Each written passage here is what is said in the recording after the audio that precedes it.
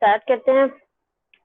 क्या है lecture number 19 में linear independence. Let S is equal to S के अंदर हमारे पास कुछ वेक्टर्स हैं v1 to so on vr,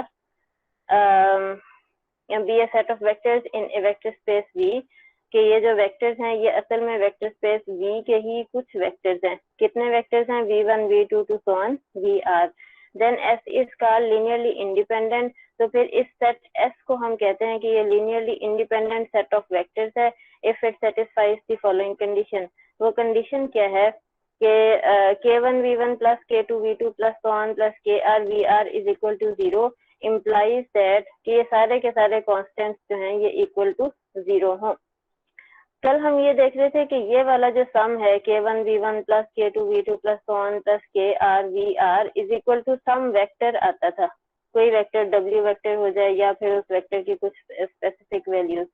तो अब यहाँ आज हम ये बात कर रहे हैं कि ये जो लीनियर कॉम्बिनेशन ऑफ वेक्टर्स है, अगर इस लीनियर कॉम्बिनेशन को इक्वल टू 0 वेक्टर रख लिया जाए तो फिर क्या हो कि इस इक्वेशन को सॉल्व करने के बाद हमारे पास कांस्टेंट्स की जो वैल्यूज आए k1 k2 so on kr की जो वैल्यूज सब के सब कांस्टेंट्स इक्वल टू 0 आ जाएं, तो फिर हम ये कहेंगे कि ये जो हमारे पास सेट ऑफ वेक्टर्स है S, इस सेट को हम कहेंगे linearly independent set of vectors. कि ये सारे के सारे वेक्टर्स जो हैं वो लीनियरली इंडिपेंडेंट हैं, एक दूसरे पे डिपेंड नहीं करते। तो मैथमेटिकली इसकी डेफिनेशन ये हमने देखी किस तरह से कि अगर ये लीनियर कॉम्बिनेशन इक्वल टू 0 रखा जाए तो इस इक्वेशन को सॉल्व करने के बाद सारे कांस्टेंट्स की वैल्यू 0 आ जाए तो फिर हम कहते हैं set of vectors is linearly independent. If any ki is not equal to 0, अगर ऐसा हो गया कि एक भी कांस्टेंट नॉन जीरो आ गया तो फिर हम कहेंगे S is called linearly dependent set of vectors. तो फिर यकीनन कोई ना कोई दो वेक्टर्स एक दूसरे के ऊपर डिपेंड कर रहे होंगे। कब? अगर कोई एक भी कांस्टेंट इक्वल टू 0 है, इक्वल टू नॉन जीरो आ गया, कोई उसकी कांस्टेंट वैल्यू 1 2 3 कुछ भी आ गई। अब यहाँ एग्जांपल मैंने लिखी है, let S is equal to E1 E2 E3 be a set of standard unit vectors in R3। ये R3 के स्टैंडर्ड यूनिट वेक्टर्स हैं, ये वही हैं जैसे हम I J और K लिखते हैं। तो यहाँ मैंने उनके नाम E1 E2 E3 यूज कर लिए, इसमें मसला नहीं है। Then check whether S is linearly independent or not। तो फिर हमें चेक ये करना है कि क्या ये S जो है ये लीनियरली इंडिपेंडेंट है या नहीं। तो सोल्यूशन हम देख लेते हैं। इस एग्जांपल को करने से डेफिनेशन भी अच्छे से क्लियर हो जाएगी। अगर हमें ये चेक करना है कि ये सेट S जो है ये लीनियरली इंडिपेंडेंट है या नहीं, तो हम क्या करेंगे, हम स्केलर्स ले लेंगे। जितने वेक्टर्स हैं, 3 वेक्टर्स थे तो 3 ही हम स्केलर्स ले लेंगे, k1 k2 and k3 be any scalars and let कर लेंगे कि ये जो सम है लीनियर कॉम्बिनेशन का ये इज इक्वल टू 0 वेक्टर है। हम लेट कर लेंगे कि ये जो सम है लीनियर कॉम्बिनेशन का ये इज इक्वल टू 0 वेक्टर है। फिर अगले स्टेप में मैंने क्या किया, ये कांस्टेंट k1 इसी तरह आ गया, E1 की वैल्यू लिखी जो कि क्या थी 1 0 0, क्योंकि R3 के वेक्टर्स है ना तो इसके 3 ही कंपोनेंट्स होंगे। k2 इसी तरह आ गया, E2 की वैल्यू यहाँ E2 वेक्टर लिख दिया, k3 इसी तरह आ गया, यहाँ E3 वेक्टर लिख दिया इज इक्वल टू 0 वेक्टर। क्योंकि ये हम R3 में काम कर रहे हैं तो 0 वेक्टर के भी हम 3 कंपोनेंट्स यहाँ पे यूज करेंगे। अब अगले स्टेप में मैंने क्या किया, वही कल वाला काम किया, स्केलर्स को अंदर मल्टीप्लाई कर दिया। उससे अगले स्टेप में इन तीनों वेक्टर्स को आपस में ऐड किया तो ये मेरे पास इस तरह का वेक्टर आ गया k1 k2 एंड k3, और यहाँ पे इज इक्वल टू 0 वेक्टर उसी तरह से आ गया। अब इक्वल वेक्टर्स होने की डेफिनेशन को अगर हम यूज करें तो हमें क्या पता चला, k1 भी इज इक्वल टू 0 आ जाएगा, k2 भी इज इक्वल टू 0 आ जाएगा और k3 भी इज इक्वल टू 0 आ गया। अब क्या था कि हम यहाँ से लेके चले कि linear combination is equal to 0, और आंसर में हमारे पास क्या आया कि सारे एक सेकेंड,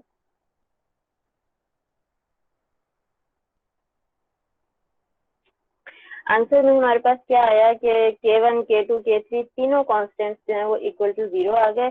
तो हम क्या कहेंगे कि ये जो सेट S है, ये सेट S जिसके अंदर ये 3 वेक्टर्स हैं, ये सेट S क्या है, ये linearly independent set of vectors है। नेक्स्ट हमारे पास मैंने इसी एग्जांपल को जनरलाइज करके उसकी सिर्फ स्टेटमेंट लिखी है, इसको प्रूफ करने की जरूरत नहीं है। क्या एग्जांपल लिखी है, the set S is equal to E1 E2 to so on En यहाँ हम E3 तक की बात कर रहे थे, यहाँ En तक। Let the set S of standard unit vectors is linearly independent in Rn.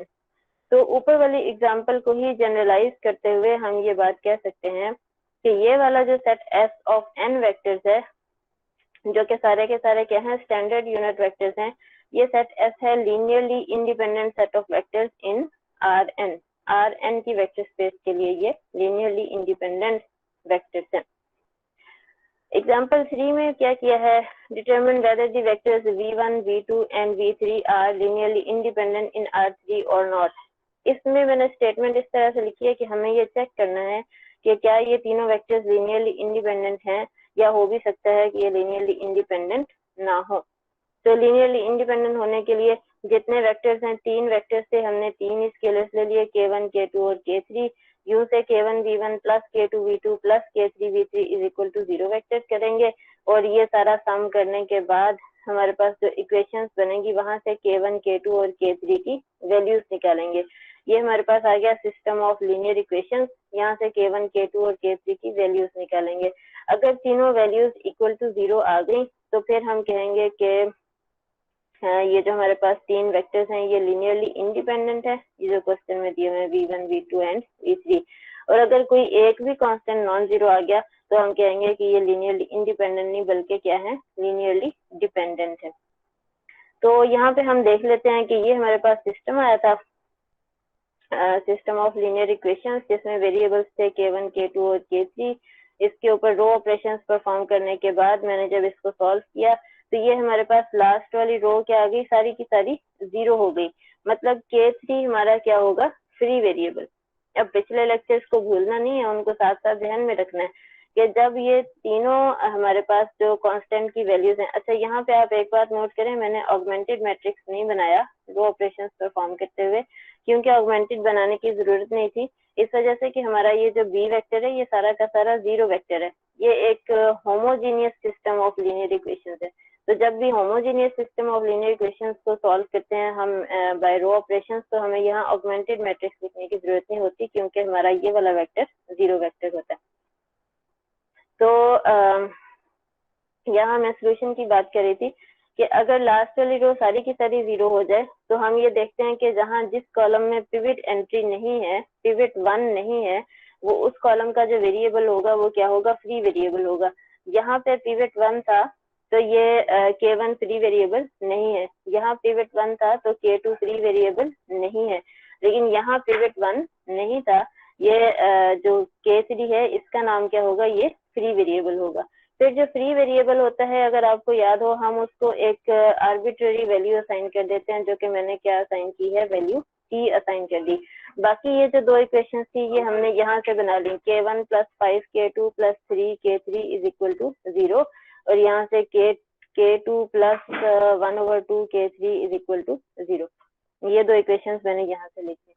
अब k3 is equal to t की जो वैल्यू है इसमें पुट करेंगे, k2 की वैल्यू आ जाएगी, k3 और k2 की वैल्यू पुट करेंगे तो हमारे पास k1 की वैल्यू आ जाएगी। That is system has infinitely many solutions that are non-trivial solutions। अच्छा, मैंने क्या किया है, मैंने k1, k2 और k3 की जो है वो वैल्यूज नहीं निकाली। क्यों नहीं निकाली, क्योंकि हमें जरूरत ही नहीं पड़ी थी।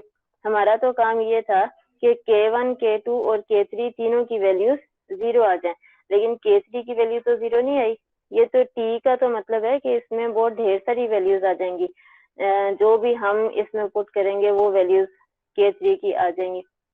तो अगर k3 ही नॉन जीरो है तो जाहिर है k2 भी नॉन जीरो होगा, और वो एक भी कांस्टेंट हमारे पास नॉन जीरो आ जाए तो हम कहेंगे कि ये जो वेक्टर्स हैं v1, v2, v3 वो लीनियरली इंडिपेंडेंट नहीं है। यही बात यहाँ लिखी, that is system has infinitely many solutions that are non trivial solutions. Non trivial मतलब कि k1, k2, k3 तीनों की वैल्यू 0 नहीं है। So v1, v2 and v3 are not linearly independent। तो ये जो हमारे पास 3 वेक्टर्स क्वेश्चन में गिवन थे ये लिनियरली इंडिपेंडेंट नहीं है। यहाँ तक मुझे बताएं कोई क्वेश्चन, कोई कंफ्यूजन, नहीं तो फिर आगे चलते हैं। मैम फ्री वेरिएबल के बारे में बता दें। ओ माय गॉड, कौन है भैया? नाम बताओ जरा अपना, और मैम वो कौन Usama, C class? Section B वो कौन? उसामा। Section B. ऐसा करो कि अपना लेक्चर नंबर 4, 5, 6 ये लेक्चर्स पढ़ो। उसामा हमीद को बिरयानियां तो बड़ी खिलानी आती हैं भाई, मुझे भी जरा भेज देना 1 प्लेट बिरयानी की। मैम वो तो अच्छा मेरे मरने पे बिरयानी खा रहे थे सारे के सारे। अच्छा, सही है। अच्छा बंद करो अपना माइक्रोफोन और जरा मेरी बात को सुनो गौर से। अपने पिछले लेक्चर्स को निकाल के देखो, वहां मैंने फ्री वेरिएबल क्या होता है और पिवट एंट्री क्या होती है ये बड़ी डिटेल में मैंने समझाया हुआ है। तो मैं थोड़ा सा मैंने रिवाइज वैसे यहाँ एक बार फिर भी कर दिया है, मैं दोबारा बता देती हूँ, थोड़ा सा, ज्यादा डिटेल में नहीं। डिटेल में आपको अपने लेक्चर पढ़ने पड़ेंगे। जब हम मैट्रिक्स को एचेलॉन फॉर्म में रिड्यूस करते हैं तो हर रो में एक नॉन जीरो एंट्री, जो पहली नॉन जीरो एंट्री होती है इसको हम कहते हैं पिवट एंट्री, और इसको 1 होना चाहिए पहली नॉन जीरो एंट्री। अब इस रो के अंदर पहली नॉन जीरो एंट्री 1 है, इस रो के अंदर पहली नॉन जीरो एंट्री 1 है, लेकिन इस रो के अंदर जो नॉन जीरो एंट्री तो आई ही नहीं, तो इसका मतलब है इसके अंदर कोई पिवट एंट्री नहीं है। फिर हम मैम कॉलम्स पे पहले हम, याद आ गया। हाँ याद आ गया, बस ठीक है। यस। अच्छा तो और कोई क्वेश्चन इस टॉपिक से रिलेटेड के linearly independent set of vectors? ठीक है जी, no question. Determine whether v1 vector, v2 vector and v3 vector, ये वेक्टर्स जो हैं ये R4 के वेक्टर्स हैं, आर लीनियरली इंडिपेंडेंट और नॉट। ये भी बिल्कुल उसी तरह से एग्जांपल है। मैंने इसको यहाँ पे हमेशा लीनियरली इंडिपेंडेंट चेक करने के लिए मैंने आपको बताया आपने उतने स्केलर्स ले लेने जितने वेक्टर्स हैं, k1 k2 और k3, क्योंकि 3 ही वेक्टर्स थे तो 3 स्केलर्स ले लिए। k1 को v1 से मल्टीप्लाई किया, v2 से किया, k3 को v3 से किया, और फिर इन वेक्टर्स को आपस में ऐड किया। ऐड करने के बाद हमारे पास 4 इक्वेशंस बन गई। इन 4 इक्वेशन से हम सिस्टम ऑफ लीनियर इक्वेशन से हमने मैट्रिक्स, मैंने यहाँ पे वो पूरा सिस्टम नहीं लिखा कि यहाँ k1 k2 k3 k4 आएगा और यहाँ पे इज इक्वल टू 0 0 0 आएगा, क्योंकि हमें उसकी जरूरत नहीं है, हमें ऑगमेंटेड मैट्रिक्स की जरूरत नहीं है, सिर्फ हमें ये वाले मैट्रिक्स की जरूरत है। इसके ऊपर रो ऑपरेशंस परफॉर्म किए। रो ऑपरेशंस परफॉर्म करने के बाद देख लेते हैं कि क्या k1 k2 k3 0 आते हैं या नहीं आते। अच्छा जी, हाँ यहाँ मैंने रो ऑपरेशंस, यहाँ बड़े क्लियर से मैंने रो ऑपरेशंस लिखे हुए होते हैं। मैं एक बार दोबारा पढ़ के सुना देती हूँ कि R2 is replaced by R2 plus -2 into R1, कि R1 को आपने -2 से मल्टीप्लाई किया है इस ऊपर वाले मैट्रिक्स में, इस वाले मैट्रिक्स में R1 को -2 से मल्टीप्लाई किया है और -2 से मल्टीप्लाई करने के बाद R2 में ऐड किया है, और इस ऑपरेशन को परफॉर्म करने के बाद R2 को नए वैल्यू से रिप्लेस कर दिया। अच्छा, ये रो ऑपरेशंस परफॉर्म करने के बाद हमने क्या किया, हम ये देखते हैं कि हमारे पास k3 की वैल्यू आ गई इज इक्वल टू 0। अगर k3 0 है, यहाँ पे पुट करेंगे तो हमारे पास k2 भी इज इक्वल टू 0, और k2 is equal to 0 put किया तो हमारे पास k1 भी इज इक्वल टू 0।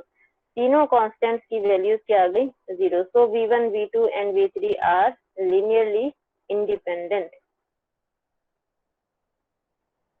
नेक्स्ट आपके पास एक्सरसाइज है, determine whether the following set of vectors are linearly independent और नॉट। सेट ऑफ वेक्टर्स में पार्ट ए में आपको 2 वेक्टर्स दिए हुए हैं जो कि R3 के वेक्टर्स हैं, इनको आपने चेक करना है। पार्ट बी में आपको 3 वेक्टर्स, ये भी R3 के वेक्टर्स हैं, इनको चेक करना है कि क्या ये लीनियरली इंडिपेंडेंट है या नहीं। बिल्कुल इसी तरह से जैसे ऊपर मैंने एग्जांपल नंबर 3 की है, एग्जांपल नंबर 4 की है, बिल्कुल ऐसे ही है। पार्ट सी में v1 v2 और v3 3 वेक्टर्स, लेकिन ये R4 के, ये बिल्कुल ऐसे होगी जैसे हमारी ये थी एग्जांपल नंबर 4, जैसे ये वाली एग्जांपल की है। इन स्टेप्स पे ये एग्जांपल होगी। अगर आपके सारे constants equal to k1 k2 k3 is equal to 0 आ गए तो आप कहोगे कि ये लीनियरली इंडिपेंडेंट वेक्टर्स हैं, और अगर कोई एक भी कांस्टेंट नॉन जीरो आ गया तो आप कहोगे ये set of vectors linearly independent नहीं है। अच्छा जी, एक्सरसाइज से रिलेटेड कुछ अगर किसी ने पूछना है तो आप पूछ लें। यहाँ पे मैसेज में क्या कोई पूछ रहा था, मैट्रिक्स,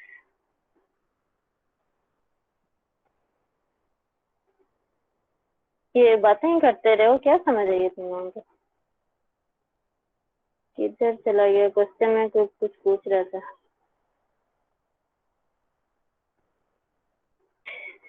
किसी ने पूरा लेक्चर ही यहाँ कॉपी कर दिया। अच्छा जी, कोई क्वेश्चन, कोई कंफ्यूजन अगर किसी ने डिस्कस करनी है? मैम ऊपर जो एक एग्जांपल है, एग्जांपल 4 है, आई थिंक उसका कंक्लूजन दोबारा रिपीट कर दें, वो नॉन ट्रिवियल वाला। अच्छा, नहीं, वो नॉन ट्रिवियल वाला एग्जांपल 3 है। जी, वो उसका कंक्लूजन रिपीट कर दें। हाँ, हम देख लेते हैं। इसमें पता है क्या हुआ, जब हमने सिस्टम ऑफ लीनियर इक्वेशन से मैट्रिक्स लिखा, तो मैट्रिक्स लिखने के बाद हमारे पास 3 ही कांस्टेंट, मतलब सिस्टम के लिहाज से हमारे पास 3 वेरिएबल्स थे, K1, K2 और K3। तो K3 के लिए क्योंकि यहाँ पिवट एंट्री 1 नहीं थी बल्कि क्या थी, 0 थी, तो अगर पिवट एंट्री 0 आ जाए तो हम उस वेरिएबल को क्या कह देते हैं, वो फ्री वेरिएबल होता है। तो जो भी वेरिएबल फ्री वेरिएबल हो उसको हम कोई आर्बिट्ररी वैल्यू असाइन कर देते हैं। यहाँ मैं थोड़ा सा आर्बिट्ररी वैल्यू के हिसाब से आपको रिवाइज करा दूं। K3 is equal to T लिखने का मतलब ये है कि K3 बहुत ढेर सारी वैल्यूज जो है वो अज्यूम कर सकता है। बहुत ढेर सारी कैसे? K3 इज इक्वल टू 1 भी हो सकता है, -1 भी हो सकता है। अगर हम K3 को इज इक्वल टू 1 रखेंगे तो ये तीनों equations K3 is equal to 1 से सेटिस्फाई होंगी। अगर हम K3 को इज इक्वल टू -1 रखेंगे तो भी ये तीनों इक्वेशंस। तो एक सिस्टम के सोल्यूशन का मतलब क्या होता है कि उसकी जो K1, K2, K3 की जो भी वैल्यूज आई हैं उनसे ये तीनों की तीनों equations at a time satisfy हो जाए। तो K3 की जगह पे आप कोई भी वैल्यू रख के देख लो, 1 ले लो, -1 ले लो, 2 ले लो, 3 ले लो, 4 ले लो, या नेगेटिव का कोई भी नंबर या फ्रैक्शन में कोई भी नंबर, तो ढेर सारी वैल्यूज K3 की जो है सारी की सारी वैल्यूज जो है वो इन तीनों इक्वेशंस को एट ए टाइम सेटिस्फाई करेंगी। ये बातें मैं पिछले लेक्चर की रिवाइज कर रही हूँ, बहुत पुरानी ये बातें। तो अगर इनफाइनाइटली मैनी वैल्यूज K3 की इस सिस्टम को क्योंकि सेटिस्फाई करती हैं, तो इसका मतलब है कि इस सिस्टम का इनके सॉल्यूशंस कितने हैं, इनफाइनाइटली मैनी सॉल्यूशंस हैं। लेकिन हमारा मकसद क्या था? हमारा मकसद तो ये था, इस टॉपिक के लिहाज से हमारा मकसद तो ये था कि K1 की वैल्यू भी 0 आनी चाहिए, K2 की वैल्यू भी 0 आनी चाहिए और K3 की वैल्यू भी 0 आनी चाहिए। अब K3 की वैल्यू 0 तो नहीं है, बल्कि 0 के साथ साथ और भी ढेर सारी वैल्यूज है। K3 की वैल्यू सिर्फ 0 होती तो फिर हमारा K2 भी 0 आता, फिर K2 की भी 0 होती तो फिर हमारा K1 भी 0 आता। क्योंकि K3 0 नहीं है, इस वजह से ये जो हमारे वेक्टर्स हैं, जहां से हमने क्वेश्चन को स्टार्ट किया था, इस वजह से ये वेक्टर्स जो हैं ये लीनियरली इंडिपेंडेंट नहीं है।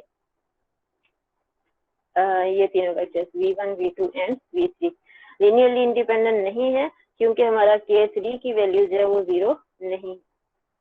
तो कोई, जैसे हमने डेफिनेशन में लिखा था कि एक भी कांस्टेंट नॉन जीरो आ गया तो वो सेट ऑफ वेक्टर्स जो है वो लीनियरली इंडिपेंडेंट, जैसे ये लिखा था, if any Ki is not equal to 0 then S is called linearly dependent. मतलब वो इनडिपेंडेंट नहीं बल्कि अब क्या बन जाएगा, लीनियरली डिपेंडेंट। तो ये एग्जांपल 3 में जो हमारे वेक्टर्स हैं वो लीनियरली इंडिपेंडेंट नहीं बल्कि क्या है, लीनियरली डिपेंडेंट है। तो आपसे क्वेश्चन की स्टेटमेंट क्या थी कि आप चेक करें कि these vectors are linearly independent और नॉट, तो आप ये कहोगे कि ये लीनियरली इंडिपेंडेंट नहीं। हाँ बे, क्लियर हो गया? Yes ma'am. ठीक है, ओके जी।